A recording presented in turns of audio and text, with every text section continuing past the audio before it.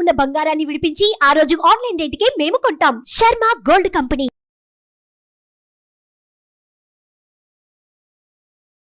నమస్తే, welcome to Suman TV. నేను మీ యామిని. ప్రస్తుతం మనతో ఉన్నారు ప్రముఖ ఆధ్యాత్మికవేత్త, ప్రముఖ జ్యోతిష వాస్తు పండితులు బ్రహ్మశ్రీ డాక్టర్ నాయకంటి మల్లికార్జున శర్మ గారు ఉన్నారు. గురుగారితో మాట్లాడి మనకున్న సందేహాలని అడిగి తెలుసుకుందాం. నమస్కారం గురుగారు. నమస్కారం అమ్మా. గురుగారు, మనకి ప్రతి నెల సంకష్టహార చతుర్థి అనేది వస్తూ ఉంటుందండి. అయితే ఈ నెల వచ్చే సంకష్టహార చతుర్థి రోజు ఎలాంటి విధి విధానాలంటూ పాటిస్తే మంచిది అసలు? తప్పకుండా అమ్మ. ఓం శ్రీ గురుభ్యో నమః. సంకష్టహార చతుర్థి, కొంతమంది సంకటహార చతుర్థి అంటారు, కొంతమంది సంకష్టహార చతుర్థి అంటారు. అంటే అన్నీ కూడా జీవితంలో సంకటాలన్నీ కూడా తొలగిపోవటానికి, విఘ్నాలన్నీ కూడా తొలగిపోవటానికి మనం సంకష్టహార చతుర్థి చేస్తుంటాం.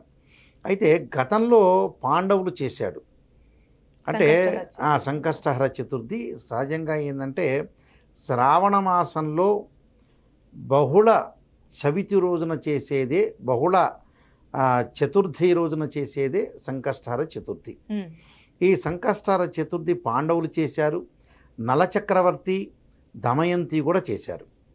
అంటే ఇక్కడ పురాణ ఇతిహాసాల్లోకి మనం వెళితే, భవిష్యోత్తర పురాణంలోకి మనం ముందుగా వెళితే, ఇక్కడ పాండవులంతా కూడా పాండవులు కౌరవులకి ఎప్పుడైతే పాండవులు అజ్ఞాతవాసాలు చేశారు, చేసేటప్పుడు యుద్ధం ఏదైతే వాళ్ళు ఆ జూదంలో ఓడిపోయిన తర్వాత పాండవులు అరణ్యంలోకి వెళ్ళారు. అంటే ధర్మరాజు, అర్జునుడు వీళ్ళందరూ కూడా బయలుదేరి అరణ్యంలోకి వెళ్ళంగానే అరణ్యంలో వీళ్ళతో పాటు దౌమ్యుడు అనే ఒక పురోహితుడు, బ్రహ్మగారు వాళ్ళంట ఉన్నారు. వెళ్ళిన తర్వాత శ్రీకృష్ణ భగవానుడు పాండవులకి ప్రీతికరమైన వాడు ఎవరు అంటే ఇక్కడ శ్రీకృష్ణుడు.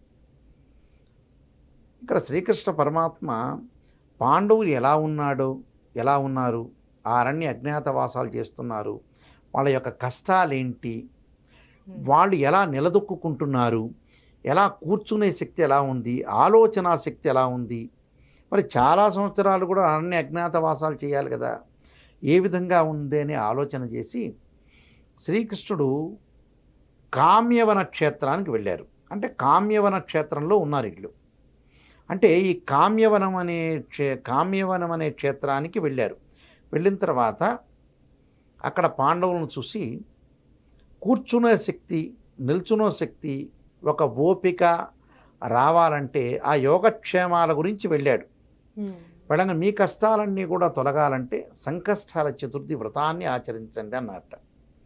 ఆచరించిన రోజున ఏమిటి, శ్రావణ మాసంలో వచ్చే బహుళ చవితి రోజున వాళ్ళు ఆ వ్రతాన్ని దౌమ్యుడు అనే పురోహితుడు ద్వారా చేశారట.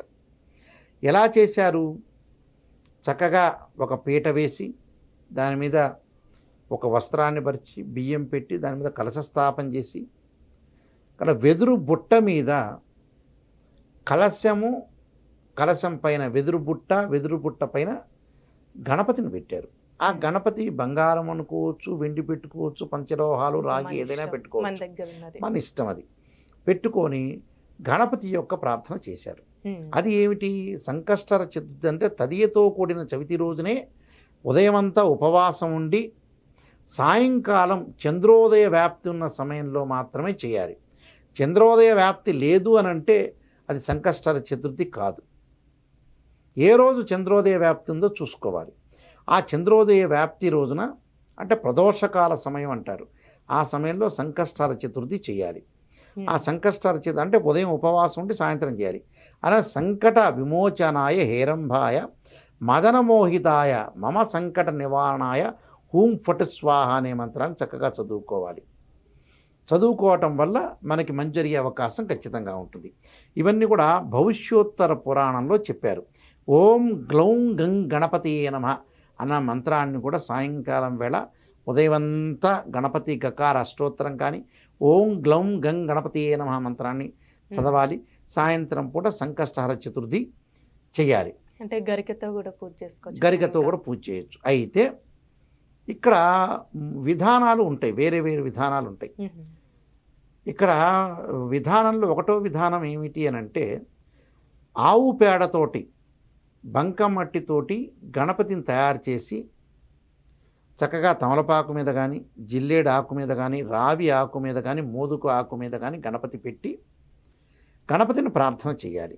కలశాన్ని పెట్టి గణపతిని పూజ చేసిన తర్వాత నైవేద్యం, బెల్లంతో చేసిన నైవేద్యం పెట్టి చంద్రోదయ వ్యాప్తప్పుడు ఈ వ్రతాన్ని ఆచరించాలి. ఈ నైవేద్యాన్ని కూడా చంద్రుడికి చూపించాలట. చంద్రుడికి చూపించిన తర్వాత గణపతికి చూపించాలి, చంద్రుడికి చూపించాలి, మళ్ళీ లోపలికి తీసుకొచ్చి మనం తీసుకోవాలి. అదే సమయంలో 2 గడియల కాలంలో ఆ ప్రసాదాన్ని కూడా వేరే వాళ్ళకు కూడా వితరణ చేయాలి, వేరే వాళ్ళకు కూడా ఇవ్వాలి. ఆ విధంగా ఆవు పేడతోటి బంకమన్నుతో చేసిన గణపతి చాలా శ్రేష్టం. ఇది అయిపోయిన తర్వాత పక్క రోజున మంగళవారం, శుక్రవారం కాకున్న రోజున గణపతిని పారే నదిలో కానీ ఒక చెట్టులో కానీ పెట్టాలి. ఇది అయితే దీనికంటే ముందు ఏం జరిగిందంటే కథల్లో, పురాణ ఇతిహాసాల్లో ఒకానొక సమయంలో సృష్టి ఆవిర్భావం జరిగింది. సృష్టి ఆవిర్భావంలో కృతయుగము, త్రేతాయుగం, ద్వాపరయుగం, కలియుగాలు, చాలా యుగాలు ఉన్నాయి. చాలా యుగాల్లో ఇక్కడ ఇదంతా సృష్టి క్రమంలో నదులు, సముద్రాలు, కొండలు, కోనలు ఇవన్నీ ఉన్నాయట. ఉన్న తర్వాత బ్రహ్మ జీవజాలాన్ని సృష్టించాలని ఒక ఆలోచన కలిగిందట. ఆలోచన కలిగి ఏం చేశారంటే బ్రహ్మ ఒక జీవాన్ని సృష్టించాట. ఆ జీవంలో పశుపక్షాదులు, మానవులు వీళ్ళు ఉండాలని ఒక మానవుణ్ణి సృష్టించాట.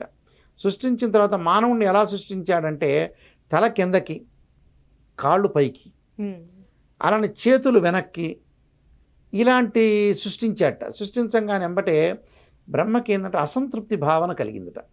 ఈ అసంతృప్తి భావన కలగంగానే సాక్షాత్తు శ్రీ మహావిష్ణువు వచ్చాట బ్రహ్మ దగ్గరికి. వచ్చి నువ్వు అసంతృప్తి భావంతో ఉన్నావు, సృష్టిని నిర్మించాలనుకుంటున్నావు, ఈ జీవజాలాన్నంతా కూడా ఉంచాలనుకుంటున్నావు, నీ ధర్మాన్ని నువ్వు పాటిస్తున్నావు, కానీ నీకు విఘ్నం కలుగుతుంది ఎక్కడో. అంటే నువ్వు చేసే పనిలో కాలానికి విఘ్నం కలుగుతుంది. కాలానికి విఘ్నం కలిగింది అని అంటే నువ్వు విఘ్నేశ్వరుని ప్రార్థన చెయ్యి అన్నట్ట.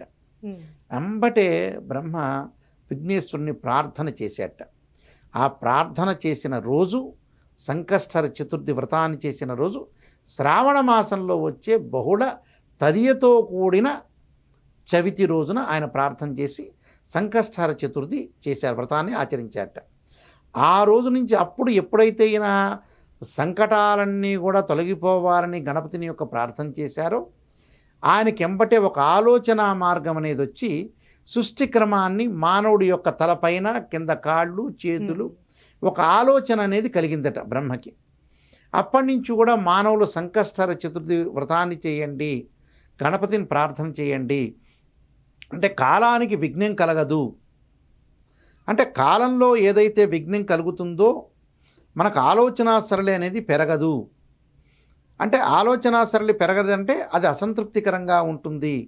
కాబట్టి తప్పకుండా సంకష్టహర చతుర్థి వ్రతాన్ని ఆచరించండి అని. అంటే ఆ రోజు ప్రత్యేకమైన మంత్రం అంటూ జపించుకోవచ్చు అండి? చేసుకోవచ్చు. ఓం గ్లౌం గం గణపతియే నమః అనే మంత్రాన్ని, అంటే ఓం గ్లౌం గం గణపతియే నమః అనే మంత్రాన్ని సంకట విమోచనాయ హేరంభాయ మదనమోహితాయ మమ సంకట నివారణాయ హూం ఫటు స్వాహ అనే మంత్రాన్ని కనీసం 21 సార్లు పఠించడం అనేది చాలా మంచిది. అయితే ఇక్కడ ఇంకొక విశేషంగా ఉంది ఈ పురాణ ఇతిహాసాల్లో కూడా. అంటే కొన్ని భాద్రపద మాసంలో కూడా సృష్టి క్రమం జరిగిందని శాస్త్రం చెప్పబడుతుంది. ఇక్కడ సంకటహర చతుర్థి అనేది భాద్రపద మాసంలో వచ్చే బహుళ చవితి రోజున కూడా, తదియతో కూడిన చవితి రోజున కూడా ఈ సంకష్టహర చతుర్థి ప్రారంభమైందని కూడా చెప్పారు. ఎందుకంటే భాద్రపద మాసం అంటే ఏమిటంటే పితృపక్షాలు ఉంటుంది. అంటే గణపతి తర్వాత పితృపక్షాలు ఏర్పడుతుంటాయి. అంటే లయం చేసేట శివుడు. అంటే లయం అంటే ఏంటంటే స్వర్గ నరకలోకాలన్నీ పెరుగుతుంటే కానీ భూగోళం పెరగదట. భూగోళం పెరగకపోతే భగవంతుడైన సర్వేశ్వరుడు ఆ రోజున వధించడం అనేది మొదలుపెట్టేట. అంటే పూర్వజన్మలో ఉండే కర్మ ఫలితాలంతా కూడా తొలగించడానికి వీటికి మరణం అనేది ఆపాదించారు ఆ రోజున. అంటే ఆ రోజున లయం చేసేట. అంటే లయకారకుడు పరమేశ్వరుడు. లయం చేసిన రోజున భాద్రపద మాసంలో పితృపక్షాల్లో, అంటే బహుళపక్షంలో ఉండే తిథుల్లో లయం చేసేట. ఆ లయం చేసిన రోజున ఆ తదితో కూడిన చవితి రోజునే సంకష్టార చతుర్థి కూడా చేశారని కూడా శాస్త్రం ఏర్పడింది ఇక్కడ.